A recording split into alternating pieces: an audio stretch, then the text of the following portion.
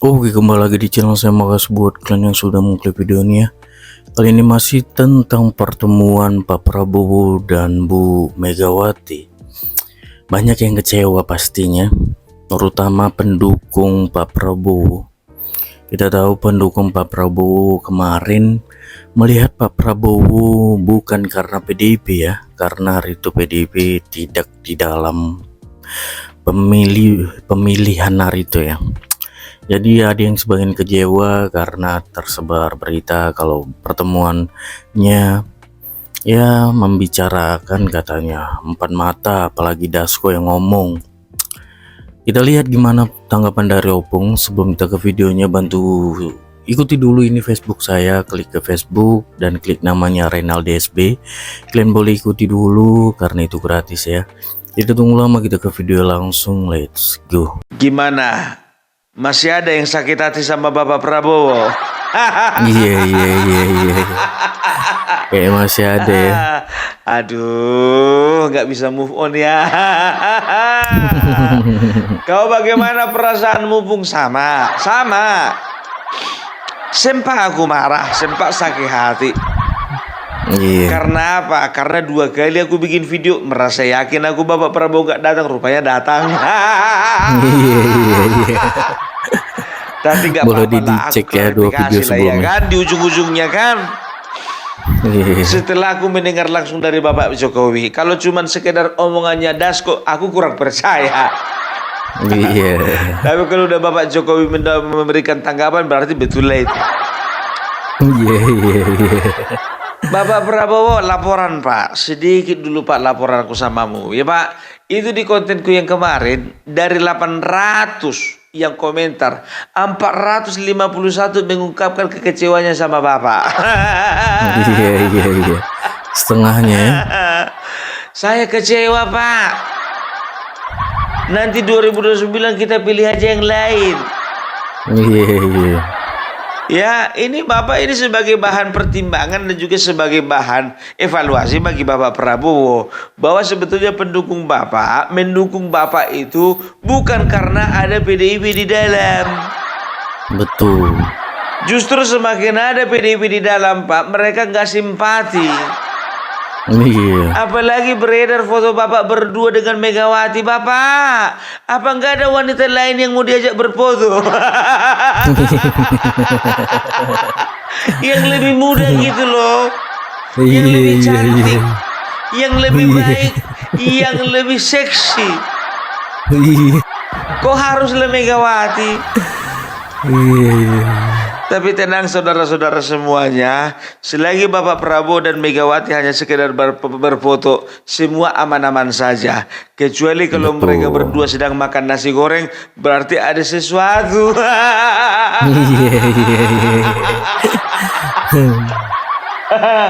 Lah Pung, sekarang begini Pung, bisa aja terjadi sesuatu Pung, ya kan? Cuman masalahnya nggak deal. Makanya nggak ada sorotan kamera yang menunjukkan bahwasanya mereka itu sedang makan-makan atau sedang ramah tamah, ya kan begitu kan Pung? Iya, kayaknya sih setuju juga sih. Yakin enggak kalian? Kutanya dulu sama kalian ya. Ini secara logika gitu loh ya. Pertemuan kedua-duanya ya hanya sekedar silaturahmi. Kayaknya nggak masuk akal. Iya. Coba cuman ingin mengucapkan selamat hari raya Idul Fitri butuh waktu 1,5 jam. Nggak mungkin dong. Ibu Megawati kedatangan saya hanya untuk mengucapkan selamat Hari Raya Idul Fitri 1446 Hijriah. Minal aidin wal faidin, mohon maaf lahir dan batin. Aku udah hitung ini waktunya paling cuma 30 detik. Datang Ibu Megawati. 30 detik ya cuman ya. Terima kasih juga Bapak Prabowo dengan kedatangannya. Saya juga mengucapkan minal aidin wal faidin, mohon maaf lahir dan batin. 25 detik.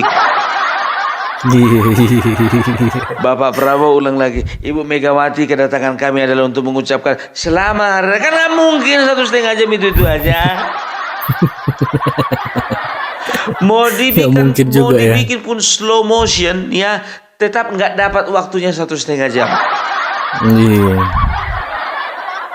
Selamat malam Ibu Megawati.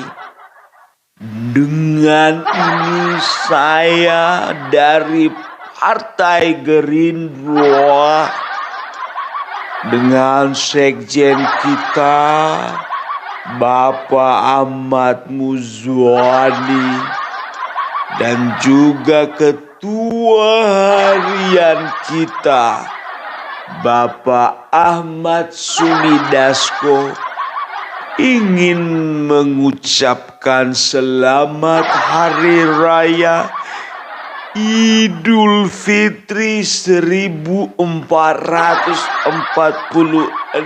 Hijriah.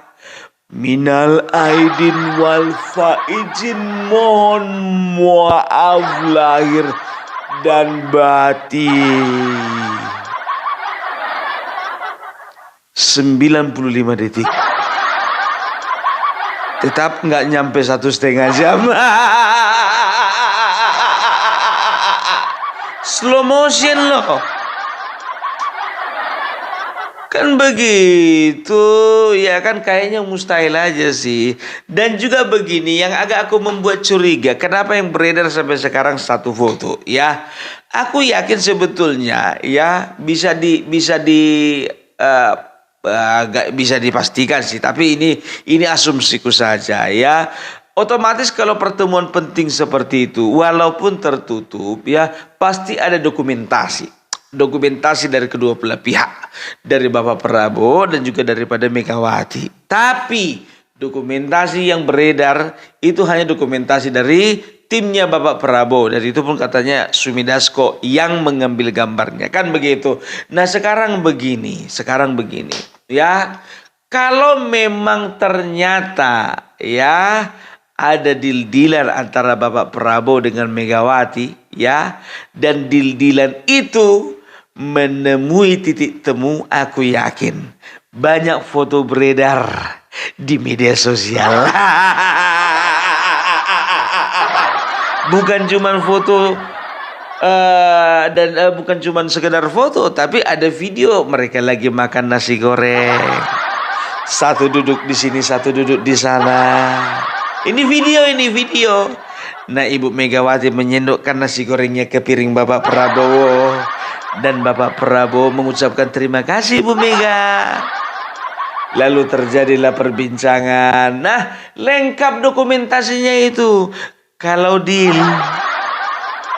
Tapi mungkin karena nggak deal, yang pertama, baru yang kedua sudah terlanjur ketahuan wartawan.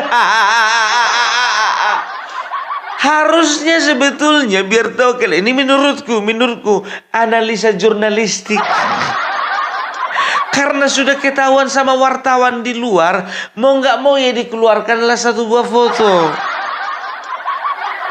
Kan begitu. Tadinya sebetulnya Sumidasko tidak ingin mengeluarkan sebuah foto pun, nggak perlu. Karena apa?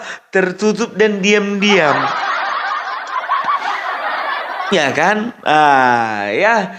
Jadi ya yang dipertanyakan lagi, ketika Bapak Prabowo, ya, Bapak Prabowo sudah melakukan pertemuan dengan Ibu Megawati. Nah, besoknya itu kan Bahlil kan datang kan. Langsung lo datang bawa keluarga. Apa kalian kira itu pertemuan kebetulan? Seperti kita ketahui bahwasanya Bahlil itu adalah produk pabrikannya Bapak Jokowi. Besok paginya di Susul Julhas.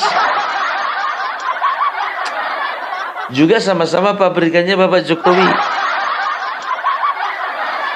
Aduh, memang kemarin ku katakan, ya kan, mereka berdua itu diutus Bapak Prabowo. Ya mungkin diutus Bapak Prabowo setelah ketahuan.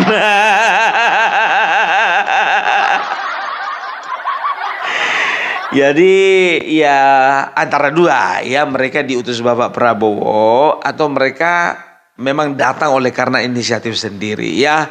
Pung, ngapain pula dipikirkan perasaan Bapak Joko Widodo? Nggak perlu kan Bapak Presiden minta izin kepada Bapak Joko Widodo? Iya kan begitu kan?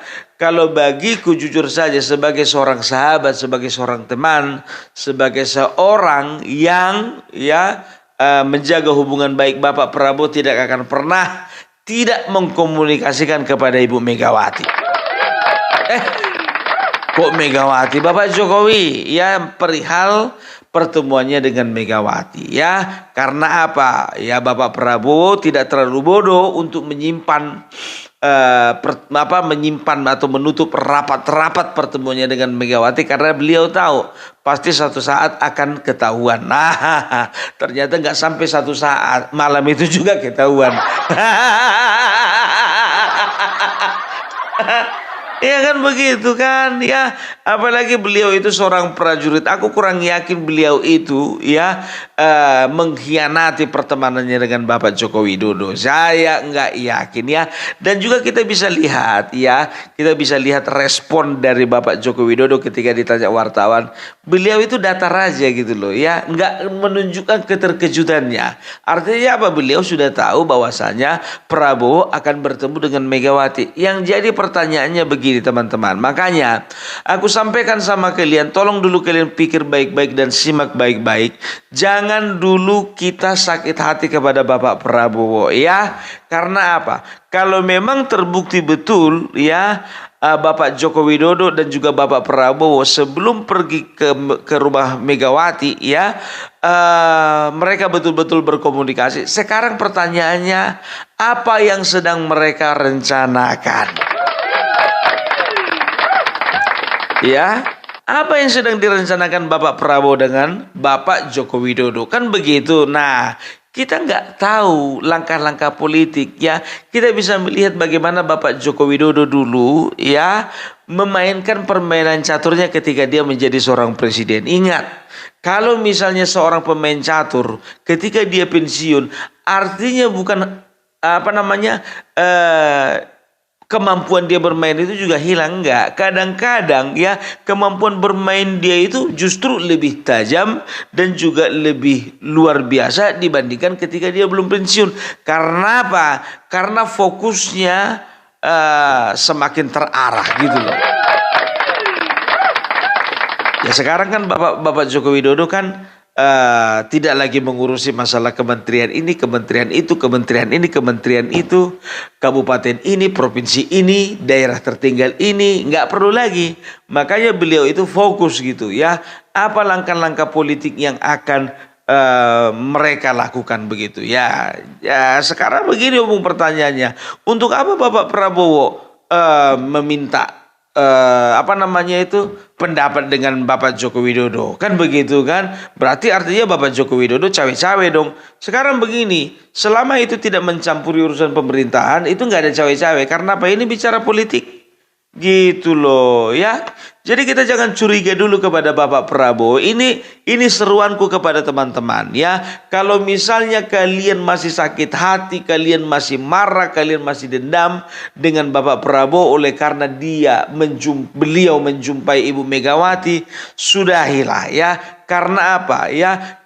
Kalau memang ada sesuatu di belakang semuanya ini, kalau memang ada permainan ya, dalam tanda kutip permainan catur yang sedang dimainkan Bapak Prabowo bersama dengan Bapak Joko Widodo ya, kita harus apresiasi mereka. Kita nggak tahu ya, contohnya saja, contoh. Ini kedepannya ya Indonesia akan menghadapi tantangan yang luar biasa ya.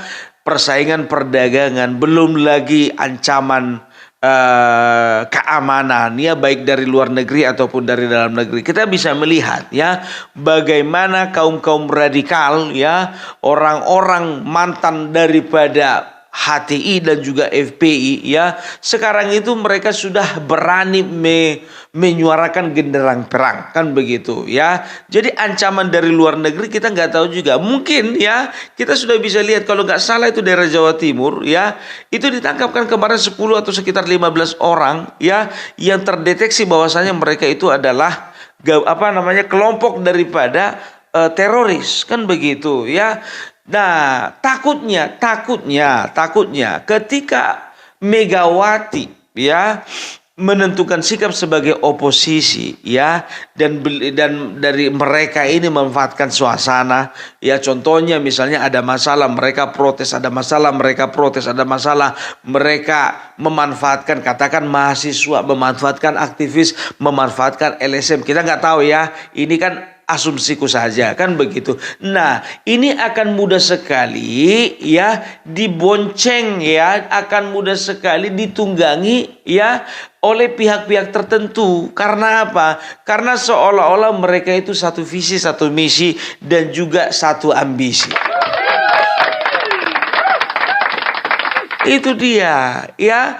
Jadi ini hati-hati, kita bisa lihat ya. Kita nggak bisa jamin PDIP menjaga ideologi mereka ya. Kita tidak bisa jamin PDIP menjaga prinsip mereka. Ketika sudah berbicara kekuasaan dan ambisi, semuanya itu hilang. Ideologi nomor 2, prinsip nomor 2, kita bisa lihat bagaimana di Jakarta ya, itu PDIP bergabung dengan Anies Baswedan, dengan anak-anak ABA. Artinya apa ya? Kalau dulu mereka berseberangan, bertentangan, bahkan berlawanan, karena satu kepentingan mereka bisa disatukan ya, karena satu kepentingan, maaf kalau aku katakan ya, kalau bahasaku, mereka bisa ditunggangi. Itu dia ya. Jadi ini hati-hati ya. Ini mungkin bisa, ini salah satu saja ya. Ini mungkin yang dilihat oleh Bapak Joko Widodo dan juga Bapak Prabowo. Jangan sampai banteng ini semakin liar. Kita nggak tahu ya kan, orang kalau sudah dibutakan kekuasaan, dibutakan ambisi, ya dibutakan oleh kenikmatan yang sudah mereka rasakan selama 10 tahun ini, apapun mereka lakukan. Kan begitu. Nah, ketika semuanya sudah kacau ya, artinya apa? Ya, artinya ini akan berpengaruh dengan perekonomian kita. Mana ada investor yang ingin menanamkan investasinya di sebuah negara yang kacau? Kan begitu. Nah, apakah ini ada kaitannya dengan campur tangan luar negeri? Bisa jadi, karena kita bisa lihat bagaimana Bapak Jokowi ya merebut ya kedaulatan ya, merebut kedaulatan perusahaan-perusahaan asing ya, yang mereka bercokol di negara kita, tapi mereka meraup keuntungan sebesar-besarnya dari negara kita. Terlalu lama, Freeport terlalu lama, Chevron terlalu lama, beberapa perusahaan lainnya ya, yang sudah mengeruk keuntungan daripada sumber daya alam yang ada di bangsa ini. Makanya hilirisasi adalah satu kata yang mengerikan buat negara-negara Eropa dan juga Amerika Serikat. Kan begitu. Nah, kita lihat ya, kalau dulu kita bersahabat dengan negara Amerika Serikat, sekarang nggak ada lagi persahabatan itu ya. Mereka menaikkan tarif 32%. Memang betul, bukan hanya kepada Indonesia ya, 34% kepada China, 36% kepada China, kepada Vietnam itu sekitar 44%, kepada Vietnam kepada Kamboja sekitar 46%. Kan begitu, dan juga negara-negara lainnya kebagian ya. Nah, kita bisa lihat bagaimana Kanada dan juga Meksiko itu adalah negara, bisa dikatakan negara paling sahabat ya terhadap Amerika. Tapi Amerika sekarang di bawah Donald Trump nggak mau tahu, kan begitu. Udah nggak ada lagi friendship di antara mereka. Yang penting ambisinya Donald Trump itu bagaimana meningkatkan perekonomian Amerika dengan cara apapun. Kalian kira nggak berpengaruh ya ketika Bapak Joko Widodo campur tangan dengan masalah Freeport dan juga Chevron? Berpengaruh. Kan begitu. Jadi ada beberapa hal ya yang bisa dikatakan ya Indonesia harus mempersiapkan diri ya, kan gitu. Nggak usah lagi ribut-ribut, kalau bisa semuanya berangkulan. Supaya apa? Supaya kita itu lebih siap lagi menghadapi tantangan ke depan. Pung, kau ditelepon Bapak Prabowo untuk menyampaikan itu ya. Nggak ada urusan, aku ini bukan orang Gerindra. Ya, aku bukan orang partai, aku bukan orang relawan ya. Aku tetap harus menjaga independensiku sampai kapanpun. Walaupun banyak tawaran, kan begitu. Masalahnya, tawarannya itu setelah lewat pilkada dan juga pileg. Loh, berarti nanti kalau misalnya pemilihan legislatif pun kalau misalnya kau itu ditawari mau juga? Enggak juga. Enggak ada untungnya sama aku. Kenapa bilang kalau misalnya jadi caleg contohnya ya kan? Sekarang ini mana bisa jadi caleg modal muncul? Mana bisa? Cetak kaos, cetak banner, cetak baliho, cetak kartu undangan segala macam. Uang itu semua bos. Makanya nggak perlu sama aku itu ya. Jadi nggak ada aku punya maksud apapun ya dengan pernyataanku ini. Tapi marilah kita bergandengan tangan. Udahlah ya. Jangan pernah ingat ya, akan ada pihak-pihak yang berusaha untuk memprovokasi kita yang selama ini sudah mendukung pemerintah, kita yang sudah melihat bagaimana Bapak Prabowo dan juga Bapak Joko Widodo saling menjaga persahabatan mereka ya, dan kita dan kita sempat merasa kecewa dan juga sempat merasa marah. Memang ada juga yang nggak terlalu marah, nggak terlalu kecewa ya, tapi kita harus berpikir luas gitu loh. Ternyata kita nggak bisa memandang sesuatu itu hanya dari satu sudut pandang, hanya dari satu perspektif gitu. Kita harus bisa dari perspektif lain juga, kita harus bisa melihat satu permasalahan gitu.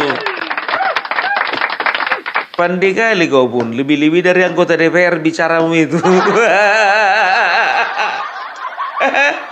Lebih baguslah kita ini pangkat kopral kualitas jenderal daripada pangkat jenderal kualitas kopral. Maaf ya kalau aku pinjam analisa ini ya, bapak-bapak yang di TNI. Banyak orang pejabat-pejabat itu sekolahnya tinggi, jabatannya tinggi, tapi pengetahuan dan juga pengalamannya masih di bawah. Menangnya mereka banyak uang, sehingga mereka bisa meroket ke atas. Tapi kalau contohnya Bung Parbelak dan juga ada beberapa teman-teman yang lain yang punya otak tapi nggak punya uang, mau bilang apa? Kan begitu ya, sudahlah kita bergerak di akar rumput udah cukup lah.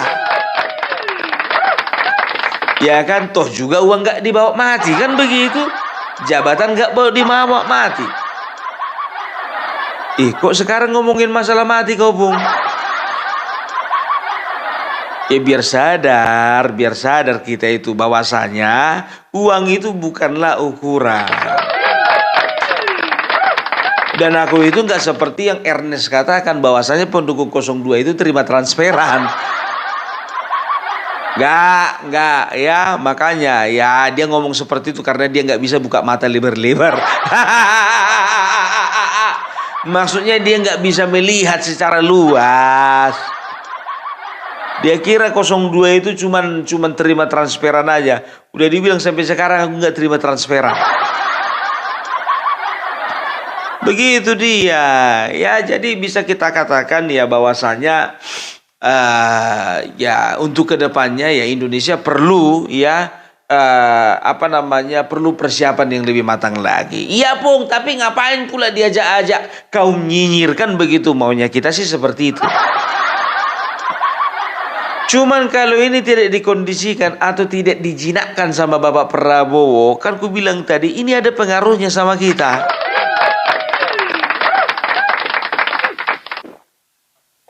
Kita lihatlah ke depannya bagaimana ya. Tapi kalau kulihat sih kayaknya nggak ada terjadi deal. Ini pandanganku aja ya kan. Ya karena dari bahasanya Ahmad Muzani, sekjennya Gerindra ya, itu ada kata-kata yang mengandung kekecewaan dari Bapak Prabowo sendiri. Kayaknya sih ya, kayaknya kalian cek aja lah, kalian cek aja di videonya ya. Kayaknya di situ mengandung adanya ketidakcocokan ya pembicaraan antara Bapak Prabowo dengan Ibu Megawati. Kayaknya nggak ketemu omongan itu gitu loh. Kan itu dibilangkan Ahmad Muzani kemarin kan bahwasanya PDIP siap dipakai walaupun di luar pemerintahan.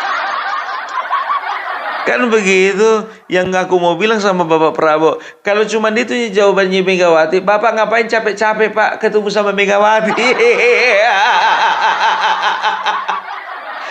Iya namanya juga usaha. Tapi ku bilang sama kalian ya, kalau memang Bapak Prabowo sudah melakukan yang terbaik dari bagiannya sebagai seorang kepala negara, ya, berusaha untuk menjamin ya keamanan, ya terlebih lagi keamanan investasi karena di Indonesia masih perlu banyak investor yang masuk.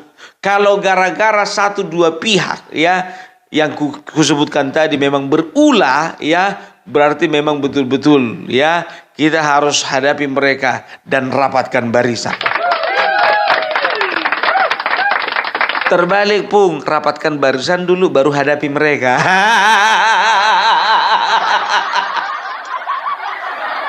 Ya mana tahu kan begitu, nggak ketemu deal-dealannya itu. Kan udah aku bilang dari dulu, ya kan. Kalau Megawati dan juga PDIP, kalau diajak ke pemerintahan, itu banyak maunya. Yakinlah kalian. Makanya nggak ketemu omongannya Megawati dengan Bapak Prabowo. Karena apa? Megawati banyak maunya. Biasalah mama-mama. Dikasih uang belanja contohnya 5 juta satu bulan, maunya nambah 5.500.000. Selalu aja ada kebutuhan tambahan. Naik gaji suaminya jadi 7 juta, pengeluaran jadi 7.500.000. Uang belanja. Yang tadinya skincare-nya mereknya dari A, pindah ke B. Kan begitu. Itu dia, ya. Jadi kalau ku katakan ya, kalau ku katakan sama teman-teman semuanya, ya kalaupun Parbela bisa mohon, sudahlah ya, kita positive thinking saja ya. Kita akan melihat bagaimana Indonesia ke depannya ini akan menjadi Indonesia yang besar. Ya, nanti kalau misalnya Bapak Joko Widodo, Bapak Prabowo memang ngotot lagi ketemu lagi sama Megawati, nah di situ kita baru bersuara kencang. Lu bukannya selama ini PDIP pun yang minta jumpa sama Bapak Prabowo, kan begitu kan? Nah sekarang kan begini, bukan perkara siapa yang minta, siapa yang menyodorkan, kan begitu. Sekarang kan tergantung isi pembicaranya apa. Ya kan? Jadi sekarang tergantung kalian. Kalau Indonesia ini aman, 2029 gak usah lagi pilih partai nyinyir. Ya, itu dia aku bilang sama kalian ya. Bantu kalian pemerintahan ini, bantu kalian presiden-presiden kita nanti. Pilihlah pilihan yang tepat, jangan pilih partai yang gak tepat. Cemana pun dibilang, calegnya kawan kami. Yakinlah kalian, caleg-caleg potensial itu akan loncat dari PDIP pindah cari partai yang lain. Supaya apa? Supaya mereka jangan suka-sukanya lagi, supaya jangan mereka lagi ketua DPR.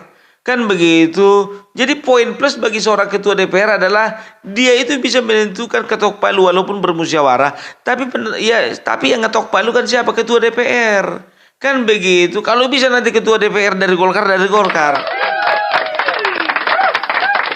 Sekalian ketua DPR kalau dari Gerindra paling banyak Gerindra jadi ketuanya. Biar selaras gitu loh. Jadi nggak ada kayak gini bujuk membujuk, merayu kan begitu. Jadi habis energi jadinya ya. Ya itu dia ya. Jadi tergantung kaliannya. Aku bukannya mempengaruhi, aku bukannya menghasut, bukan, cuman mengajak. Ya. Perhatikan kalian, memang pilkada, pilpres dan juga Pileg dan juga Pilpres itu nanti tahun 2029 kan. Tapi ingat kalian, paling enggak 2027 gaungnya akan kedengaran. Ya, 2027 partai-partai akan pasang kuda-kuda. Dan ini menurutku ya, tahun 2027 akan ada beberapa partai yang keluar dari koalisi.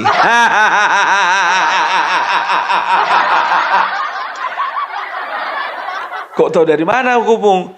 Kalau sekarang bagaimana rupanya koalisi, Bung? Kalau sekarang koalisi masih solid, ya kan, karena masih baru-baru. Masih di awal-awal, semuanya masih solid. Tapi kalian perhatikan nanti 2027 ya, nggak perlu diprediksi-prediksi itu ya. Memang sudah trennya begitu. 2027 mulailah partai-partai ini menyodorkan masing-masing calonnya. Kira-kira apa, Pung, partai yang keluar, Pung, dari koalisi? Udah bisa diketahui, Nasdem. Kalian perhatikan dari kemarin-kemarin ya kan, Nasdem itu paling cepat menentukan siapa jadi capres. Itu dia, ya kan. Apalagi Nasdem kan nggak pernah mengangkat piala.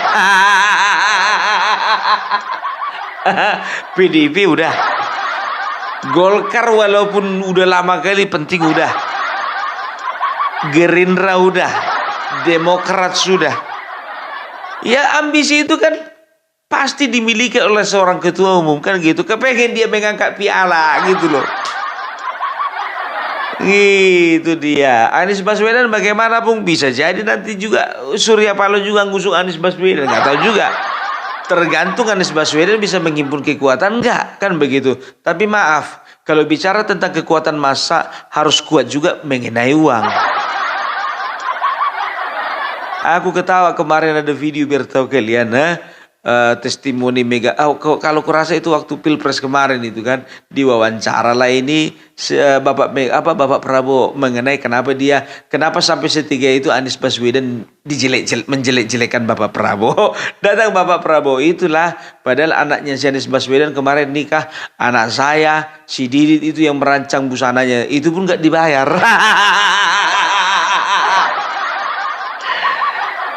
Aduh,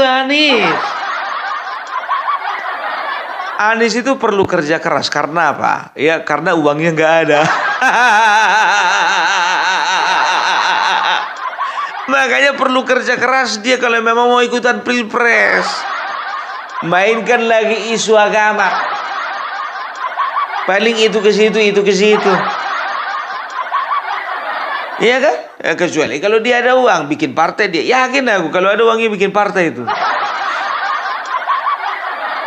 Ini udah diukurnya kekuatannya kan, tapi hati-hati ya, hati-hati. Anies itu sudah mulai ya.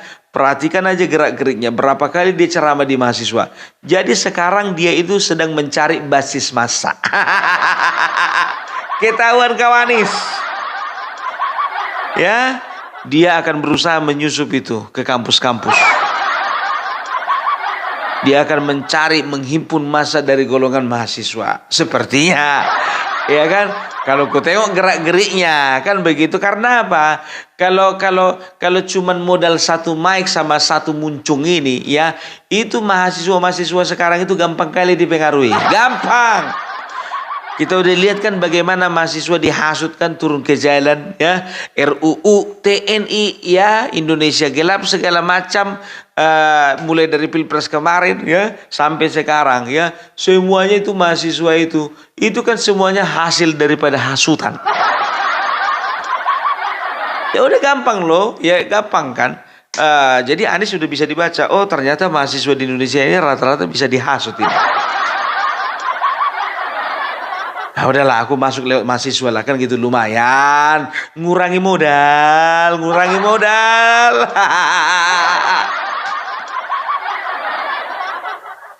Mahasiswa mungkin banyak yang marah sama aku, tapi jujur ku bilang memang sebegitulah kualitas kalian. Aku nggak bilang semua, oknum tapi rame-rame. Ya, itu dia. Ya, jadi bisa kukatakan lah. Jadi kalau bicara tentang Bapak Prabowo ya dengan Bapak Jokowi untuk sampai saat ini mereka baik-baik saja. Bapak Prabowo dengan koalisi mereka juga bisa dipastikan mereka masih baik-baik saja. Aku sempat berpikir ya, Bahlil ini dan juga Zulhas ini ya datang ke rumah Bapak Joko Widodo. Apakah mereka ya ingin membicarakan sesuatu oleh karena Bapak Prabowo sudah diam-diam tanpa sepengetahuan daripada kawan-kawan koalisi? Apakah itu jadi bahasan mereka? Nggak tahu juga aku ya. Mana tahu Bahlil datang, Zulhas datang, kita nggak tahu siapa lagi ketua umum yang datang ke ke Solo, kan begitu diskusi. Contohnya, Bapak, saya dapat laporan bahwasanya Bapak Prabowo sudah berjumpa dengan Megawati, kan begitu kan? Datang Bapak Joko Widodo, apa dibilang? Ya wes, saya sudah tahu. Loh, Bapak udah tahu, Pak? Kan begitu kan? Oh, sudah tahu. Bapak Prabowo itu ndak mungkin kemana-mana tanpa koordinasi sama saya, ndak mungkin. Apalagi mantan daripada situ saya. Apapun yang terjadi antara Gerindra dan PDIP saya pasti tahu. Pak Zulhas datang juga besok paginya, ya kan Pak? Bagaimana tanggapan Pak? Itu Bapak Prabowo kayaknya diam-diam itu sudah mulai merapat itu kepada Megawati. Ndak perlu ada yang dikhawatirkan. Sudah tenang DC ya, pokoknya semuanya bisa dikondisikan. Oh begitu ya Pak, ya udahlah saya pulang ya Pak ya. Ya, dan mereka berdua lah yang memberitahu kepada ketua-ketua umum lainnya, kepada AHY, mungkin kepada Caimin mungkin, dan juga kepada Surya Paloh. Halo bos semuanya, ya ternyata situasinya aman terkendali. Kan begitu kan? Nah itu dia. Tapi aku antara dua sih ya.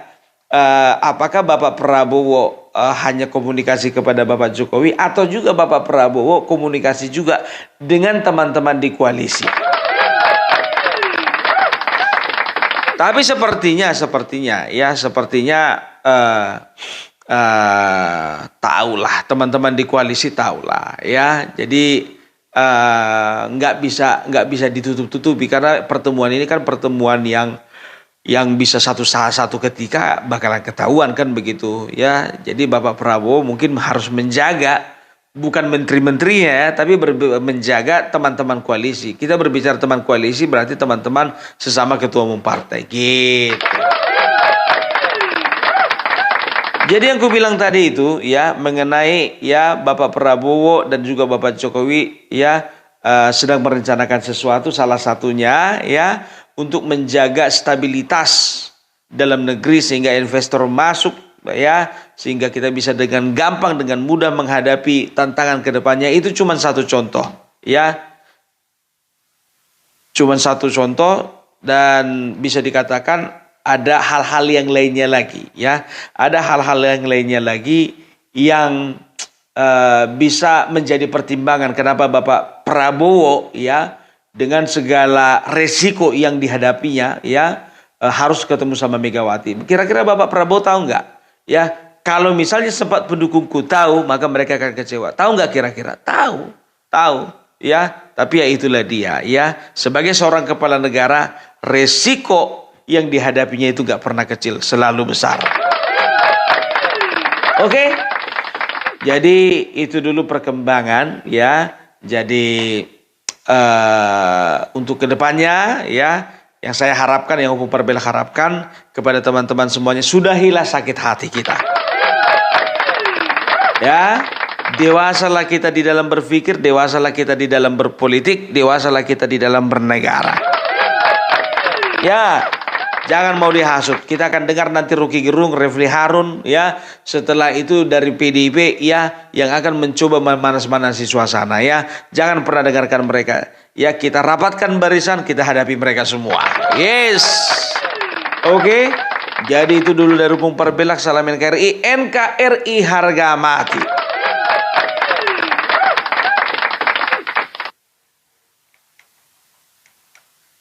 Oke, itu dia video gimana menurut kalian, dan sampai bertemu di video saya selanjutnya.